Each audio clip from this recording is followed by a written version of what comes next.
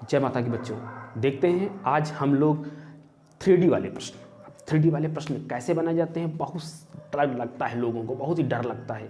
देखिए, प्यार से अगर आपको सूत्र तैयार है तो कैसे आप प्यार से इसको बना सकते हैं।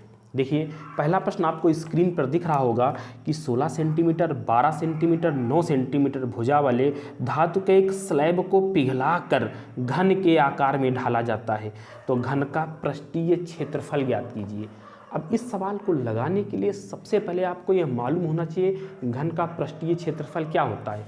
हम जानते हैं कि भुजा स्क्वायर 6a स्क्वायर होता है, भुजा का स्क्वायर होता है, लेकिन किसके साथ? 6 के साथ, ठीक है। यह संपूर्ण पृष्ठ हो गया घन का। अब a का मान कुछ भी आए लेकिन वह 6 से जरूर कटेगा। इसका क्या मतलब था? इसका मतलब था आंसर आपका वही होगा जो 6 से कट रहा होगा। 6 से कट रहा हो अर्थात वह 3 से भी कट रहा हो और 2 से भी कट रहा हो। तो आइए देखते हैं ऑप्शन में कौन 6 से कट रहा था, या कट रहा था या नहीं कटेगा। क्यों नहीं कटेगा? क्योंकि 8 6 14 होता है और 14 3 से कभी नहीं कटता है। या कट रहा है 6 4 10 8 18, हाँ यह कट रहा है। या कट रहा है 6 5 11 और 11 8 19 होता है, या कभी नहीं कटेगा। 8 8 16, यह भी 3 से कभी नहीं कटेगा। इसलिए हमको बिना लगाए आंसर आ गया कितना? 2 नंबर। मैंने क्वेश्चन नहीं सेट किया है, देखिए आप SSC GD में आया हुआ प्रश्न है। तो लेते हम लोग ऐसा ही एक दूसरा प्रश्न बनाते हैं। अब स्क्रीन पर आपको एक प्रश्न और दिख रहा होगा, बनाइए। प्रश्न यह है, किसी घनाकार कमरे के फर्श का क्षेत्रफल 192 वर्ग मीटर है। एक ऐसी सबसे लंबी क्षण की लंबाई ज्ञात करो जिसे इस रूप में रखा जा सकता है।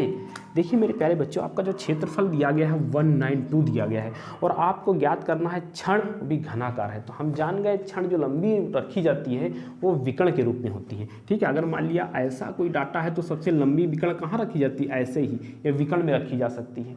तो आप जान गए कि विकर्ण निकालना आपको, और घन का विकर्ण होता है क्या? a√3। क्या होता है? a√3। इसका मतलब क्या है? इसका मतलब यहाँ पर रूट में तो डाटा आ नहीं रहा है। हमने देखा क्या इसको तोड़ा जा सकता है? हाँ, इसको तोड़ा जा सकता है। क्या? तिछाक 18 और यहाँ बचा 1, 3 चौकू 12, 64। इसका मतलब जब इसका वर्गमूल करेंगे तो आएगा 8। 100% वही आंसर सही होगा जो 8 से कट रहा होगा। कोई कट रहा है या नहीं कट रहा है, या नहीं कट रहा है, या नहीं कट रहा है, यह आंसर आ गया।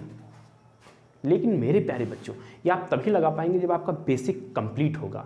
जैसे हमने देखा कि यह दिया गया है क्षेत्रफल इसका, तो हमने यहाँ से a बराबर निकाल लिया, a स्क्वायर बराबर 192 निकाल लिया। तो a बराबर कितना आएगा? अंडर रूट लगा दिया इस पर, यहाँ से करनी हटी, इस पर अंडर रूट आ गया। तो हम जानते हैं कि आता है 64 × 3। तो a बराबर कितना आ गया? 8√3।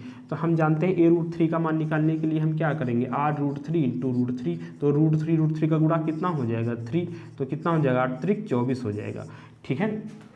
तो जब आपको पूरा बेसिक कंप्लीट होगा तब आप ऐसे सरल प्रश्नों में दिमाग नहीं लगाएंगे, ना ही आप टाइम लगाएंगे। सिर्फ आप देखेंगे कि 192 है तो इसके अंदर क्या बच सकता है, ये रूट में आएगा, और इसके अंदर क्या बच सकता है? √3 बच जाएगा, 8 बाहर आ जाएगा। तो हम चेक कर लेंगे कि वही आंसर सही होगा जो 8 से कट रहा होगा। तो देखा, यह नहीं कट रहा है, यह नहीं कट रहा है, यह नहीं कट रहा है, यह आंसर आ गया। क्लियर है? आपको पूरा सवाल लगाने की कोई ज़रूरत नहीं। आपके लिए 10 सेकेंड भी बच गए, वो भी बहुत इंपॉर्टेंट है, ठीक है। तो आइए हम लोग लेते हैं नेक्स्ट क्वेश्चन। अब मेरे प्यारे बच्चों, इस प्रश्न को देखिए, स्क्रीन पे कितना बड़ा प्रश्न है। अब आप इसको कैसे बनाएंगे? देखिए, प्रश्न कुछ इस प्रकार से, एक ठोस घनाभाकार बॉक्स की लंबाई चौड़ाई ऊंचाई 7:5:3 के अनुपात में है।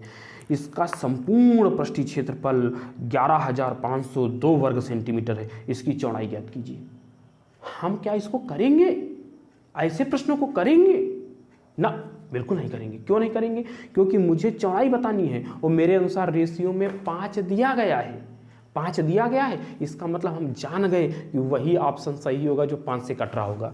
या कट रहा है, नहीं कट रहा, या कट रहा है, नहीं कट रहा, या कट रहा है, नहीं कट रहा, आंसर आ गया। तो कुछ प्रश्न ऐसे आपको मिलेंगे जिसमें आपको पेन चलाने की जरूरत नहीं है, 2 सेकेंड में ऐसे ही उड़ा देंगे। सिर्फ देखने का नजरिया आपको डेवलप करना है।